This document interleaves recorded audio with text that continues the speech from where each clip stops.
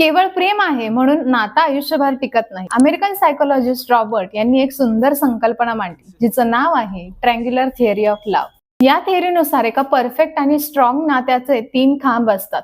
जर त्यातील एकही खांब वीक असेल तर नात्याचा समतोल बिघडतो. इंटिमसी हा या त्रिकोणाचा पहिला महत्वाचा कोपरा आहे. जेव्हा तुम्ही समोरच्या व्यक्तीसोबत आपले विचार, भीती, स्वप्न आणि काही सिक्रेट शेअर करू शकता, तिथे आपली भावनिक जवळीक निर्माण होते. जर नात्यात ही भावनिक जोड नसेल तर 2 माणसं एकत्र राहूनही एकमेकांसाठी अनोळखी असल्यासारखी जगतात. एकमेकांना समजून घेणं आणि एकमेकांच्या भावनांचा आदर करणं म्हणजेच इंटिमसी. नात्यातला दुसरा खांब म्हणजे पॅशन.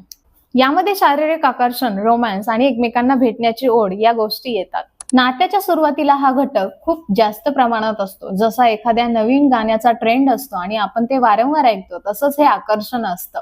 नातं जिवंत किंवा फ्रेश राहण्यासाठी नात्यामध्ये स्पार्क किंवा वाइब्स असणं गरजेचं आहे. पण फक्त आकर्षणावर कोणतंही नातं जास्त काळ टिकू शकत नाही. तिसरा आणि सर्वात मजबूत खांब म्हणजे कमिटमेंट.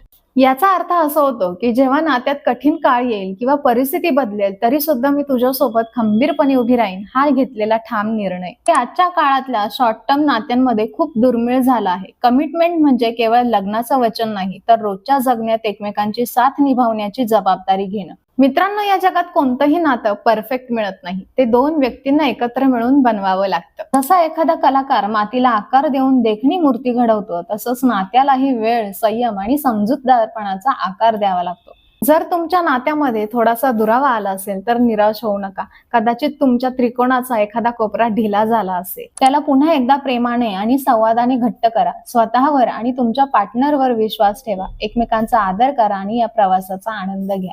तुम्हाला जर हा व्हिडिओ आवडला असेल तर लाईक करायला विसरू नका आणि अशाच रिलेशनशिप टिप्ससाठी आपल्या पेजला फॉलो करा.